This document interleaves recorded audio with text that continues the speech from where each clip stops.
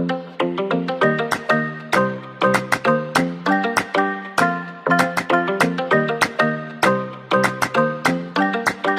everybody, welcome to the Babe List, the online platform dedicated to spotlighting inspiring babes and the people who support them. Today we're featuring none other than the boss babe herself, Miriam Alden. Hello. Hello, Miriam. Hello, Ryan. How are you? I'm good. How are you? Good. You look beautiful. Thank you. I got my makeup done. Fantastic. So why don't you go ahead and introduce yourself and share with everyone a little bit about what you do at Brunette. Okay. My name is Miriam Alden. I am the founder and creative director of Brunette the Label and Brunette Showroom, and now the Babe List and the Babes Club, which are two new platforms that we're launching this month. Now tell me a little bit more about the Babe List, and in particular some of the exciting things that we have in store. The Babe List was something that we launched last October. I originally started as an online platform for content for Brunette the Label.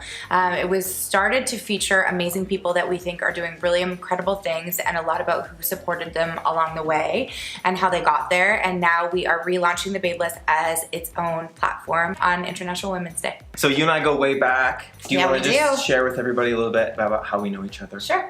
Ryan and I have worked together since the beginning of both of our careers. I was working as a rep in a showroom, and he was the marketing manager at that point, starting as an assistant. My way up. Yeah, he was an working assistant. My way up. So we both learned the business together. I did wholesale and he did marketing, which is really funny because now I lead all the sales, and he is Brunette the Label and the Babe List and Brunette Showroom's marketing director. Can you believe it? Yeah, we've come a long way. So we're featuring this video in the Brunette flagship store, and there's actually something really special written on the front window. Can you share a little bit about what that says? Yeah, absolutely. So we have been using the term babe for really as long as I can remember as this wonderful positive word that really has nothing to do with physical appearance. So I remember when it started, I think originally I got the vibe from it because my sister and her friends all called each other babes, and they weren't talking about the way they looked. Hey babe. Yeah, they're like a bunch of babes, and I just remember being like, that is so, I could feel it. Like it was definitely a term that was not used as like, oh, you look like a babe. It was like, oh, you're my friend, you got my back. So we started using the term babe then, but now we've tried to create our own definition, and we're trying to shift the word to Team Brunette's definition of babe, which we're trying to start a movement with. I love it. I think it's one of the coolest things that we've done. I think it is the coolest thing that we've done. Yeah, it's special. Yeah. So one of our most popular sayings and a company mantra that we use is babes supporting babes. Anyone who knows Brunette sees that very much.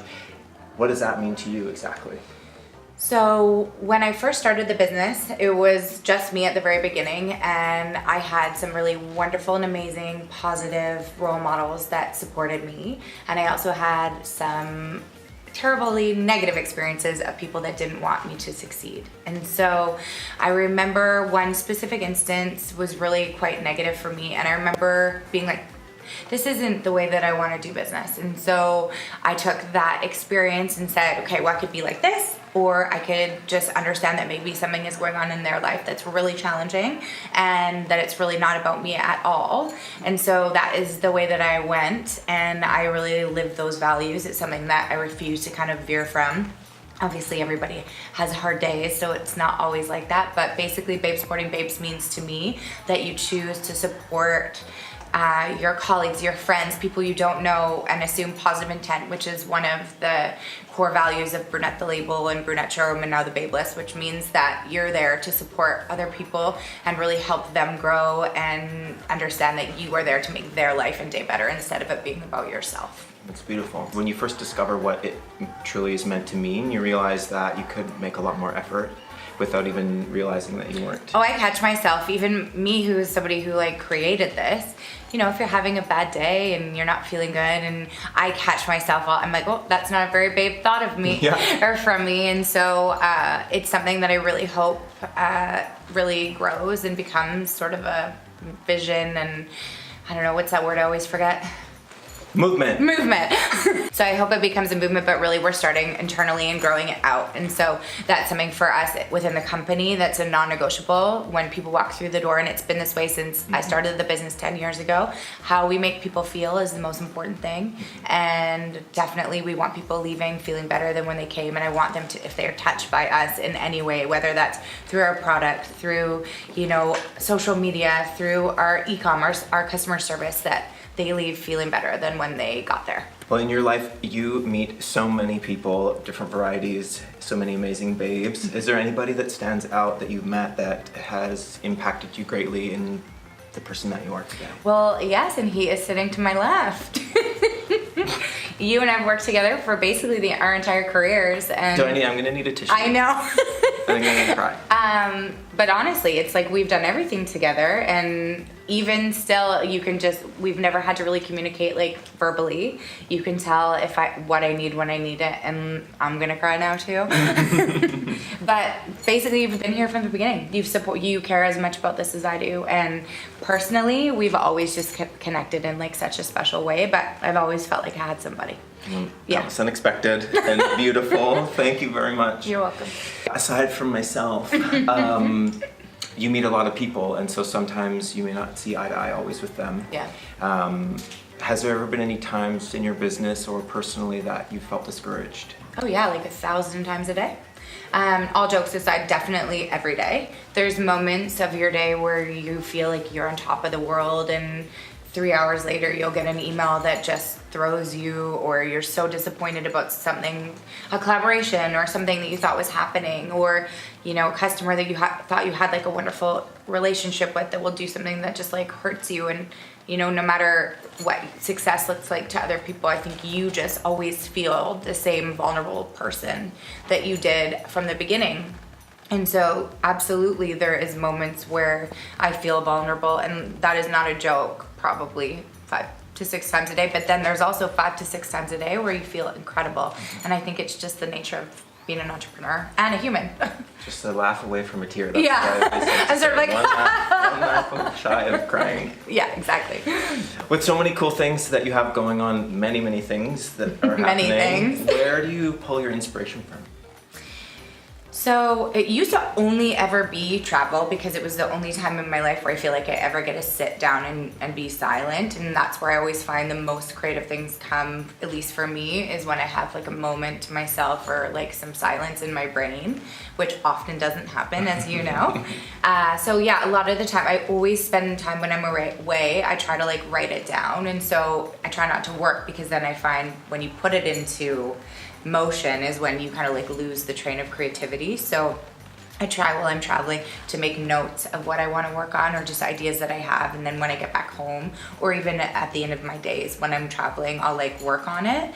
So a lot, but lately also through my team, I think we've grown so much. Like obviously it used to be just us two, and then it was 3 people and 4 people, but now we have this incredible diverse group of people that are all so unique, and I do find that is really inspiring. And as much as people hate on social media, sometimes I get inspired. I follow tons of vintage accounts. I'm a huge vintage fan, so I follow lots of those. I follow like girl boss accounts if I need like a little word of advice or support. So I think it really depends, but a lot when I travel, and a lot through people that I'm close to, and through like, I don't know, internet. Everybody at home always knows to have a fresh page in their notebook for a massive to-do list when you return back. So I had a few ideas while I was away. What are some times when you feel you're most confident? I feel my most confident when I'm happy, when I'm a little bit stress-free. I think when you're stressed out, it's really challenging to kind of like go inside and feel good. And so I feel the most confident when I'm with the people that I know genuinely like love and care about me. Do you ever struggle with self-confidence? Oh, absolutely.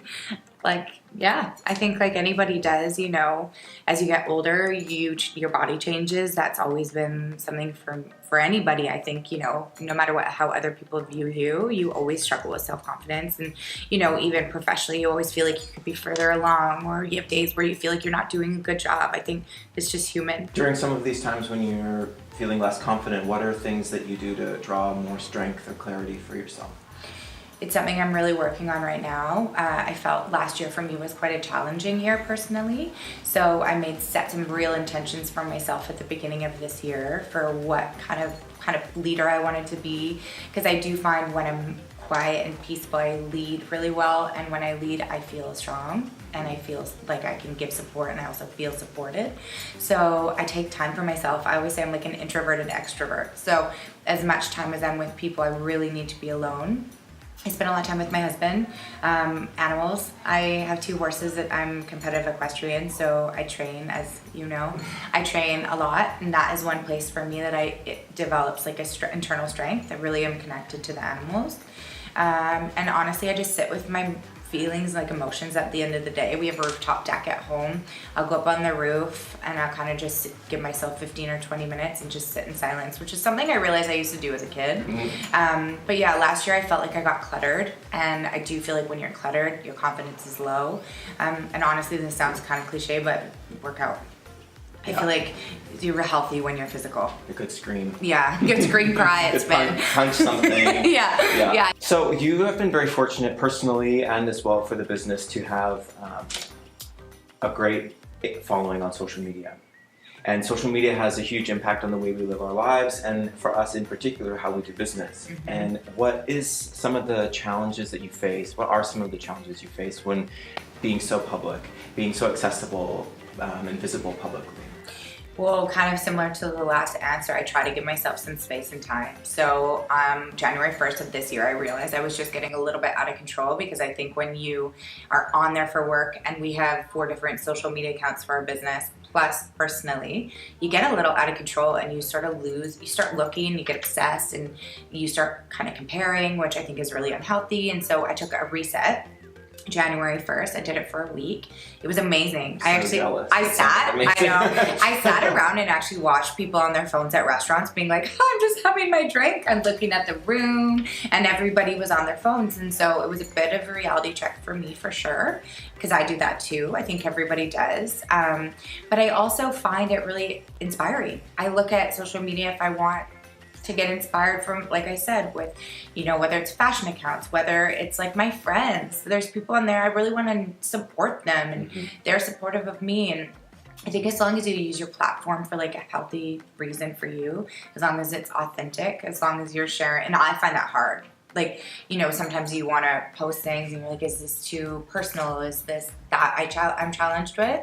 But I think you just have to work really hard at being authentic. And also, there's amazing things about it. Yeah. I've met so many great friends. Like, we get to share the babe stuff, the babe supporting babes, like our vision of babe. We're trying to start this movement. We have such an incredible platform with it. So I think you just need to try to focus on the positive. And when you feel like it's getting negative, delete it. Yeah. Well, with such an engaged community on social media, how do you hope to use your platform to empower or inspire the people that follow you or watch?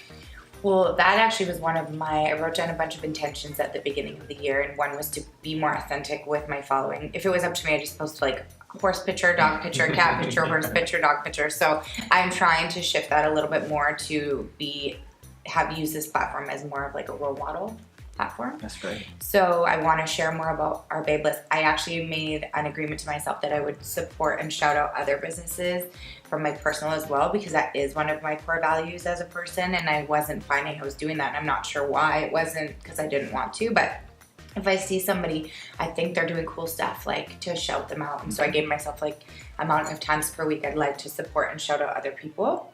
That's one way. And just to share more of the people that we're going to be featuring on the Babes list. So, I don't know, show the people that we think are amazing, or my team, or how we got there, and the bad stuff, like the tough stuff. Yeah. So yeah, that's how I want to do that. Well, we work in fashion, and I know that a lot of the people that follow you on Instagram, they look to you for style tips and as inspiration. What 3 words do you think best describe your personal style? Casual, a little bit tomboyish, and a little bit 80s. Does pet hair count as 1 word or 2 words? I've been pulling cat hair off my leg this whole interview. What message do you have for young people, or people of any age, but in particular possibly young girls that are starting their own business or maybe struggling to find their voice and put themselves out there? Well, first you have to work really hard. I worked like 2 to 3 jobs when I first started in this career, trying to figure out which way I wanted to go. Also, try different things and volunteer your time. I mean, I did styling, I did fashion writing, I sold pashminas out of my bag to the bouncers at the bar. So I think all jokes aside, you really need to like hustle. make sure that you can be working with a company that shares similar core values to you. I always say I don't hire for skill, I really hire for core values. So, do the research on the company that you want to work for and that you feel like you'll fit in, or if you're starting your own thing, make sure you're doing something that's authentic to you. Don't go do what other people are doing. Follow your own passion, your own dream. And I always say this, but it sounds really cheesy, but I mean it, is the only difference between doing something and not doing it is just doing it. And I even say that to myself sometimes when I have aspirational things that I want to do. I had a meeting the other day that I felt totally like I was batting out of my league. I was having this conversation and I was like, whoa, this is crazy. And then I'm like, but everybody starts somewhere. Everybody does. And so just make sure it's authentic. That's probably my number one. I know you love both things very much, so it's going to be hard to choose, but if you had to pick one for a meeting, would it be coffee or drinks? Drinks, obviously. Coffee, drinks. I would have drinks, coffee. No, drinks, drink coffee in the morning. I knew you would say either espresso martinis or something like you'd combine the two. Yeah, exactly. All right, so it's time for a little rapid fire question time. I'm going to ask you a question and I want you to say the first thing that comes to your mind. Last concert you went to? Justin Timberlake. A musician that you're dying to see? Florence and the Machine, I'm going in March. Finish the sentence for me. My perfect Sunday is? Doing or having nowhere to go. Okay. And going for brunch. If you had to have a warning label for Miriam Alden, what would yours say? Tornado warning, probably. It would be a tornado warning. Just the skull with the crossbones. Yeah. Do not enter. Yeah. Do you have a favorite pet? No. How could I choose? What's your secret talent? I can speak Pig Latin. Can you say something in Pig Latin for us? Ibspe, absporting say, ibspe. Being a fashion lover, what's one thing from the archives of fashion that you would love to see brought back? Shoulder pads. Amazing. Yeah. Okay. I might have some of them on right now. Well, I have one final question to close with. Okay. Just recently this week, we did lose a fashion icon. We lost Carl this week.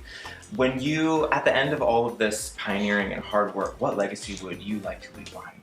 Well, in true fashion for myself, I have two that I would like to leave behind. One is that this movement that we're creating, I hope that for a split second, if somebody thinks about doing something that would be like unsupportive of somebody else, that it would click into their mind that maybe instead of just thinking about themselves, they can support somebody else. And then two, I think would be the working environment. It's been really a passion for me to create like a healthy working environment for people to grow and thrive in, and I think that I would love to leave a legacy of amazing people that have worked for the company and come up with the company and gone off to pursue like amazing things. Well, thank you very much. Thank you. Thank you for allowing me to host this interview. Thanks for interviewing me. So thanks everyone for joining us on the Babe List. Make sure to catch up with us on Instagram at _Babe List and at Brunette the Label to make sure to tune into all the latest things for the platform and the brand. And visit thebabelist.com to sign up for the newsletter to be the first to receive each feature as it comes out every week. We can't wait to share what's in store. Yeah, thanks for having me. Bye. Bye. He's good at that. It was like, holy shit. I know, like Oscar award. I wrote it down, that's why. I was sort of like, what? Right? I was like waiting for a fumble, but there wasn't. No fumble.